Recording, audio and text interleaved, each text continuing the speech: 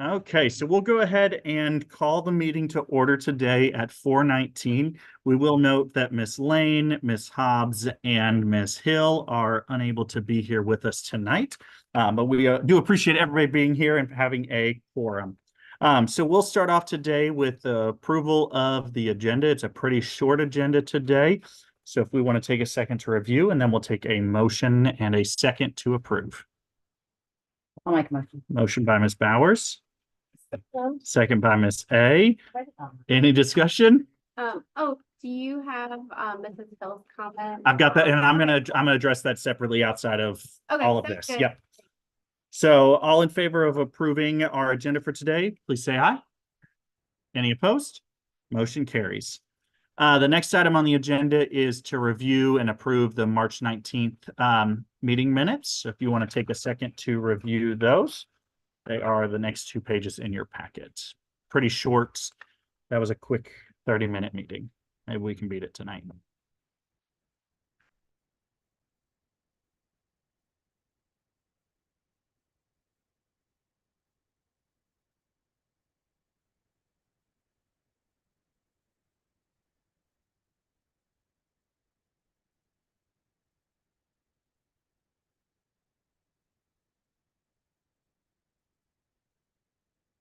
I'll make a motion to approve. Motion by Ms. Bowers. Second. Second by Ms. Gherkin. All in favor of approving our minutes, please say aye. Any opposed? Motion carries. Okay, the next item we'll move on to is our good news report. So since our last meeting, it's been an eventful month since then. We had World Down Syndrome Day. We had our Q3 house celebration.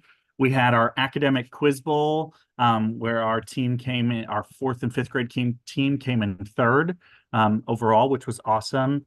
We have had our K-3 showcase night, which I think we had over 1,000 people here that night to see the performances. We had to space those out a little differently. They had been planned to be spaced out differently. With the snow and the NTI threw us into a tailspin and we had to move some things. So yes, the plan is next year to do 2 grades at a time, like K1, 2, 3, 4, 5, so that it's better. We had STLP state competition, district honors chorus. Of course, wonderful spring break and eclipse day. Hope everybody enjoyed that time. And then our 3rd grade students went on their 4-H field trip. So any other items that I missed? Awesome. Okay, so we'll move on down to our school. We don't have any public comment tonight. I will address Ms. Hill's comments that she sent me. I'll send her an email back and address those there. So under school improvement planning process, we're going to talk about professional learning for next school year. So the first giant document you have is the big lengthy plan that details out every single word and every single thing we're going to do. Based on our professional learning, we took feedback from the staff on kind of what they wanted to see, what they were looking at. And we identified 3 main areas of professional learning to kind of continue. The first area is continuing our work around writing and Tier 1 strategies. It's not going to be as in-depth as what we've been doing in the past, but just continuing that work. Focus area 2 deals with student engagement strategies, shifting that more from Kagan and structures and more to make and take activities where we're building things with that. And then the third area goes with our CSIP, and that's working with students in poverty. So this is a giant document that just says this is all the ways that we're going to improve about everything. It pretty much is just our CSIP again, is the official plan. But if you skip to the second one, which is the calendar, that's probably the more important. So 4 hours is all we designated to go all the way downtown and come. Yes. Yes. That's all that they've allotted for professional learning time that we get Is this credit. 2 hours the same day? It's the same day, but we're not going to say you have to do it on that day. So we have to get to 6 hours on that day. But it can be like, hey, we've worked 2 hours over the summer earlier and adjust that through. Yeah. So the first date is that Monday, August 5th. And so that one is 6 hours focused on tier 1 strategies. We do have to provide certain districts professional learnings, but we're going to tie those into kind of our tier 1 initiatives, our new reading and math curriculum, what that looks like, those engagement strategies, poverty strategies, all kind of connected together. Then on Tuesday, 4 hours for FCPS convocation. Ron Clark will be presenting there. He's the keynote speaker. I don't have any more information other than if you want to be in the choir, you can sign up to be in the Fayette County Choir. So it may mean you don't have to ride the buses. So,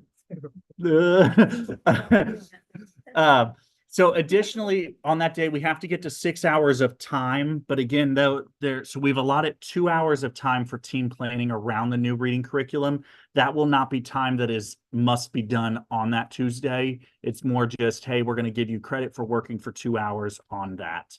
So, time. will there be people who work for the district or will there be vendors presenting that information? Or are we on our own? That is what we don't know yet. I believe what we're being told is the Professional Learning Hub Day, which is on August 8th. They have said that that's going to be mostly based around the new curriculums and working within your grade band and within your grade around working on those things. But where we don't know officially the curriculum yet, the district won't even tell us what the top ones are right now because they're in contract negotiations and they don't want to tip off the contractors, the companies as to who the competition is. I just think that if people are like, okay, here's my 2 hours, like, then I don't want to do another 2 hours. Yes. Another 4 hours. Yeah. So it's going to be like just kind of in some time where once we know what the curriculum is and we have it, that you're going to get 2 hours to whether dive in and look at it or dive in and just, we're going to give you that credit. But more than likely that afternoon is going to be in your rooms doing what staff want to do.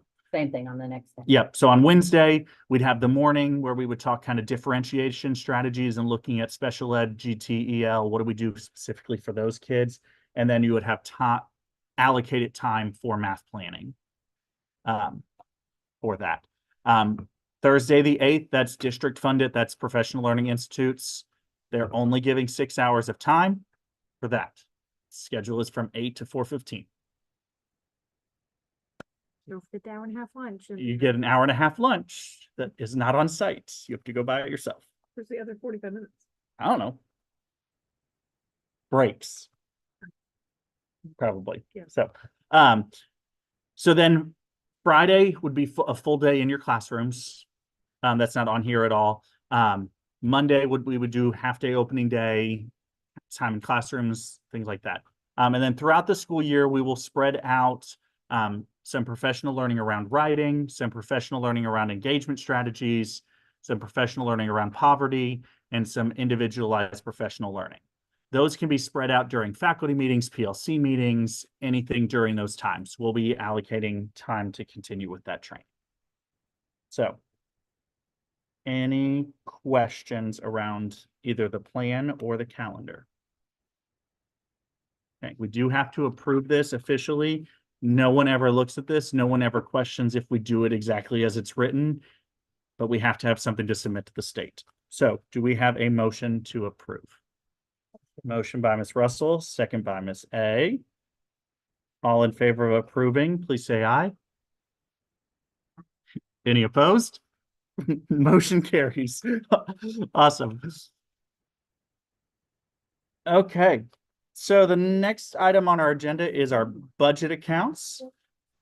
So the first item here is the Munis accounts. I will let the council know that we had a massive scare last week where we tried to put in a purchase order and the district came back and said, you don't have any money. And we went, yes, we do. What we discovered is if you on the top of page 2 where it says Glendover building operations, the district had been charging us for all of the Glendover Basketball League custodial work. And so that was $8,000. That was not our expenses. So we got that money back. It's now cleared out. But so welcome to Fayette County. But yes, so right now, Yes, right now in our section 6, we have $6,959 to spend, or total. We can carry forward most of that, but we're going to be kind of finalizing those last minute expenses and making sure we have everything for the end of year. Did you grant any of the activities. wish? Some of the items, things are a lot tighter this year because where they took away that huge amount of money back in the fall from due to the change in enrollment, that really brought us down a lot. So we don't have a lot of carry forward money, but we're going to try and balance some of that. And we're going to pay for some things out of after school money to get what we can. So, but we're still working to finalize that list in the coming weeks. Then you can see all of the other grant monies, everything. We're kind of just spending things out. After April 30th, the books really close. So we can't really spend much after that. Any questions on the munis? Right, great job. The next item is our school activity fund report. This shows our money that is school raised. We currently have in this account, in the general account, we have $55,000. In the grade level and department accounts, we have $7,000. And in kind of some school-wide things, clubs, we have $9,000. So overall, we have $72,269.76 in here. We do have some very large field trips coming up for multiple different grade levels. Our fee waiver money is gone. So we have completely, which is great. That's a great thing. We've been able to get all of that fee waiver money back, but it means we're going to have to fund any student who is fee waiver. We're going to have to fund it out of general funds from here if grade levels don't pay. So as we move forward, we may have to talk about fundraising options and different things to help to offset that cost, because we're taking great field trips and I want to continue that. We just have to figure out how do we do it sustainably. I give you money and I'm giving you the money back game. Yes. Yes. So, yeah, because they have to. Because they've changed the red book and made it so that parents, if you're a fee waiver, you cannot turn in money, which I think is crazy. Personally, I told all my students all the time, you have to bring me something.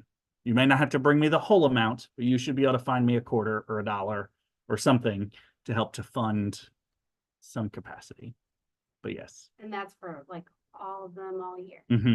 Yes.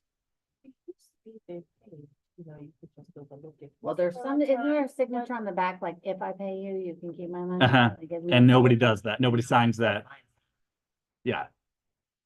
So yes, so that's what we're working with. So we may have to talk through some fundraising things and just thinking through, like, if we're going to take extended field trips, how do we fundraise a little bit of the money to make that happen? Like general field trips, like within county, we can probably afford those, but it's just, we're going to have to start pulling from other areas to support.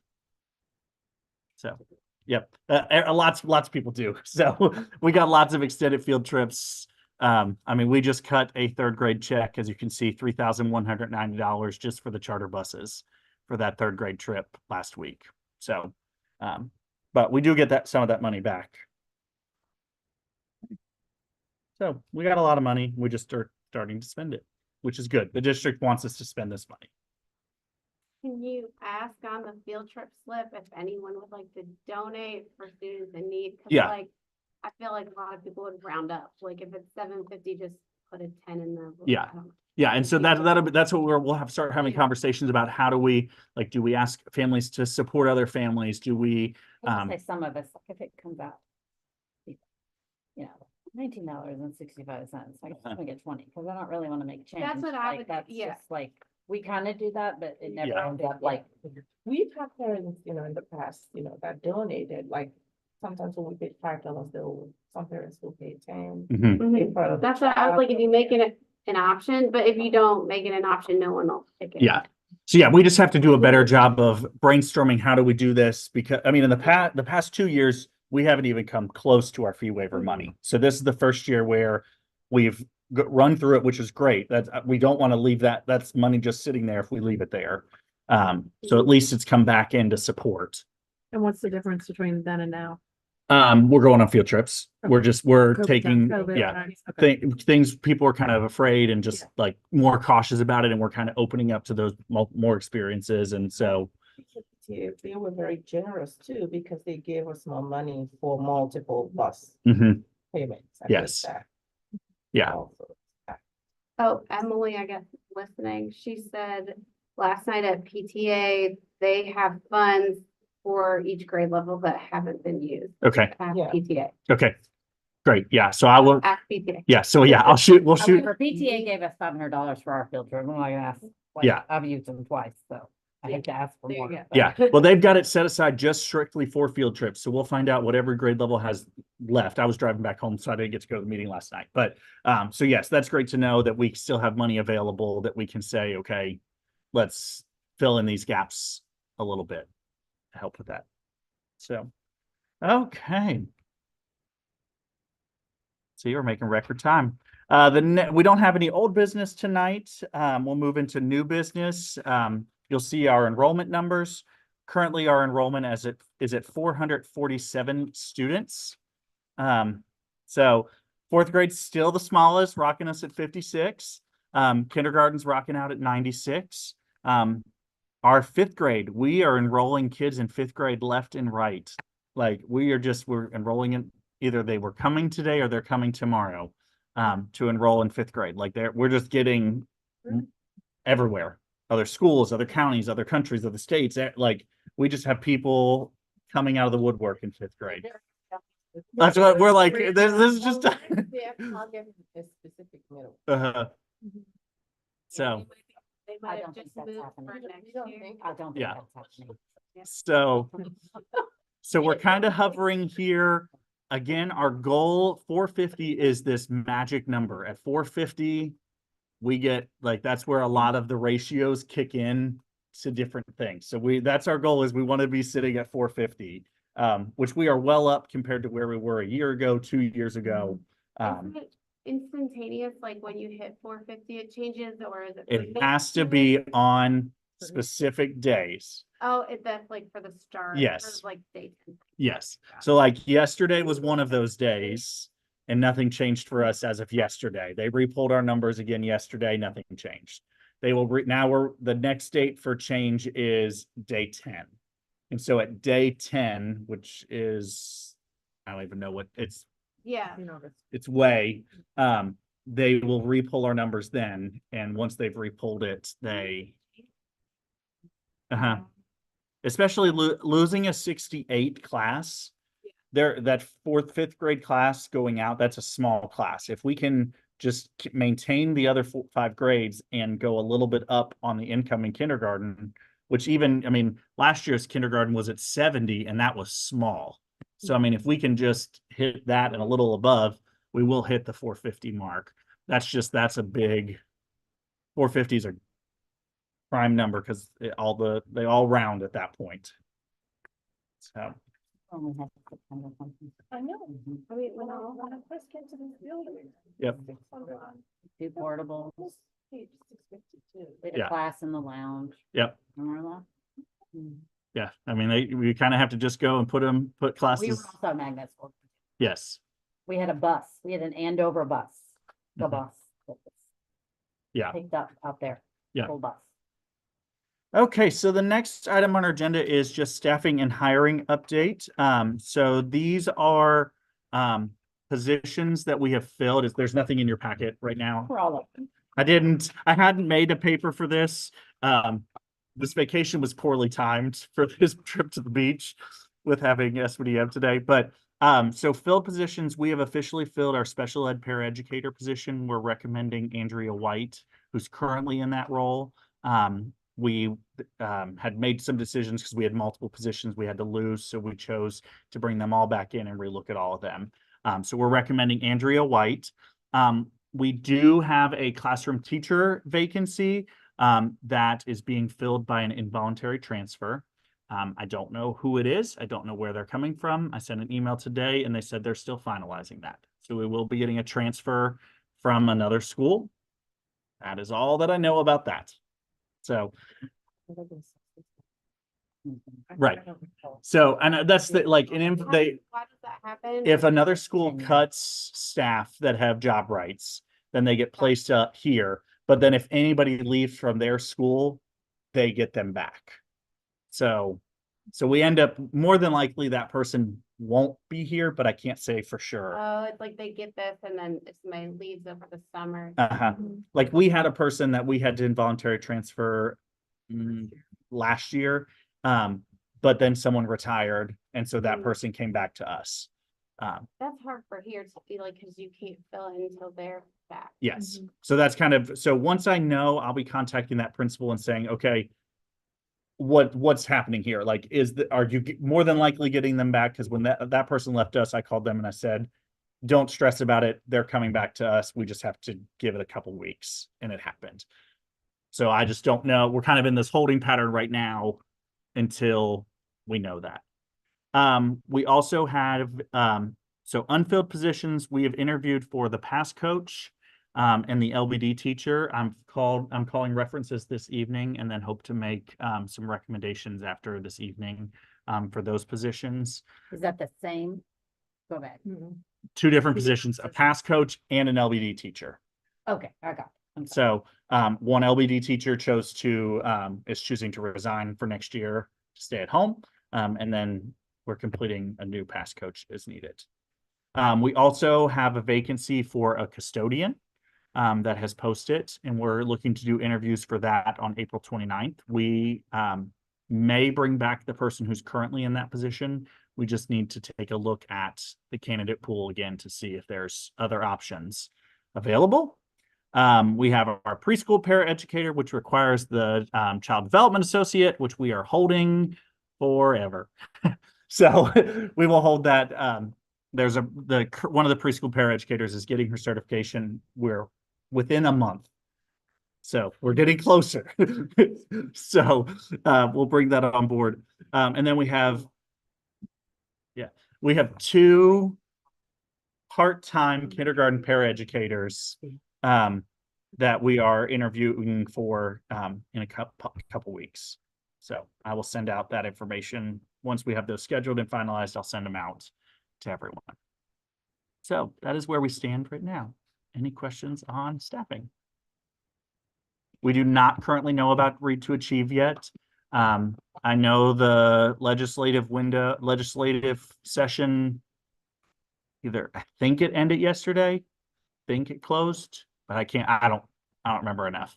So we should know soon whether the funds were in the budget for that or not. So, okay. The last item on our agenda is the attendance update. So you can see here, March, we had some good weeks. The week right before spring break was a rough week for us. We were at 91.56 attendance. That was after the incident that happened the previous week. We were in the 70s on Monday for attendance, 70%. And then so I will say though, we won the attendance award for March from the district. Don't know how. Must have been really bad everywhere. That's what I was like. I'm like, I don't know how these two things work, but okay. So we won the March attendance award again, which is great. We're still making great progress and working to support families that need it. Last week we were still down a little bit right after spring break. That was a weird week with that first day off. So, and our final item on the agenda is SBDM elections. We're currently getting ready to open elections for both our parent and our teacher representatives. So we have 3 teacher positions and 2 parent positions to be filled. Ms. Boroff has agreed to coordinate the staff election, and she has sent out the call for nominations from staff, and PTA is coordinating the parent election and should be getting that ball rolling from there. We do still need a minority candidate to be elected to the council, or we have to have special elections and all of that. So Why do we have 3 teacher and 2 parent? because currently we have 4 teachers and 3 parents, but that's because of the minority candidates. So the official, no, it's always teacher always has higher ratio. And Yes. why are we 4 and 3? 4 and 3 because of Because of my needing a minority candidate. And if we increase the teacher, we have to increase the parent. So the yes, so yes, we're required to, if you increase one side, you have to increase the other side to maintain the appropriate. Got it. Ratio. I got Yes. it. Was like, So that's a middle school Your term. point. We don't do ratios in elementary. Okay, That's not my math. so that brings us to the end of our agenda. Do we have a motion to adjourn? Motion by Ms. Russell. Is there a second? whatever. Ms. Gerken has seconds. All in favor of adjourning, please say aye. Any opposed? Motion carries. We are officially adjourned at 4:45. We beat last month. Great job, guys.